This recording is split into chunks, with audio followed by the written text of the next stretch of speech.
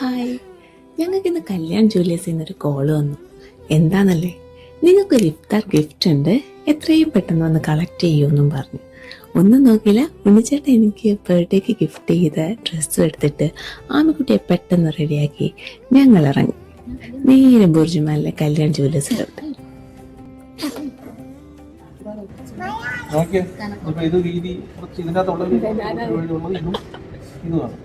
അമ്മ വളയത് അമ്മയ്ക്കല്ല, അമ്മമ്മയ്ക്കാ വേണ്ട, അപ്പമ്മയ്ക്ക് വേണ്ട വേറെ.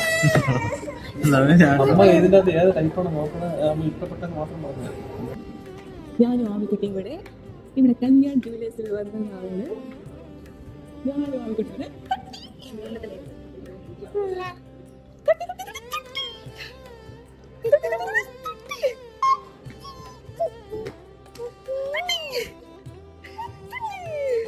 ഞാനും ആമിക്കുട്ടിയും കൂടെ കല്യാൺ ജ്വല്ലേഴ്സിൽ ഗിഫ്റ്റ് വാങ്ങിക്കാൻ വന്നതാണ്. എന്താണ് ഗിഫ്റ്റ് വാങ്ങിക്കാൻ വന്നതാണ്. Gift gift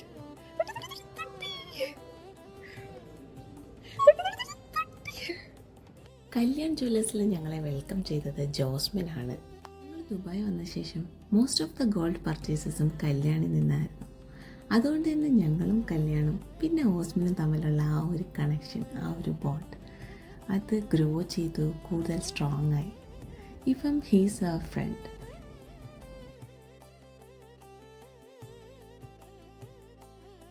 Gifts are always special, no matter the size. It's a thought that counts.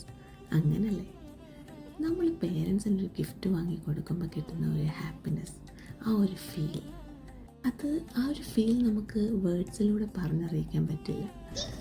അത്രയ്ക്ക് ഒരു ലെവൽ ഓഫ് സാറ്റിസ്ഫാക്ഷനാണ് കിട്ടുന്നത്. ഇന്ന് അമ്മയ്ക്ക് ഗിഫ്റ്റ് വാങ്ങിയപ്പോൾ ഗിഫ്റ്റ് വാങ്ങണമെന്ന് പ്ലാൻ ചെയ്തിട്ടുണ്ടെങ്കിലും ഓൺ ദ സെയിം ഡേ വാങ്ങുമെന്ന് എനിക്കും അറിയില്ലായിരുന്നു. അറ്റ് ദ സെയിം ടൈം അമ്മ ഹാപ്പി ആയപ്പോൾ തന്നെ ഞാനും സർപ്രൈസ്ഡായി.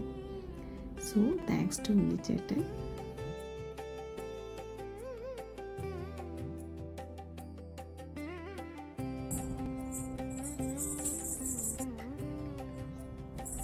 ഇതായിരുന്നു ഞങ്ങൾക്ക് കല്യാണി കിട്ടിയ ഇഫ്താർ ബോക്സ്.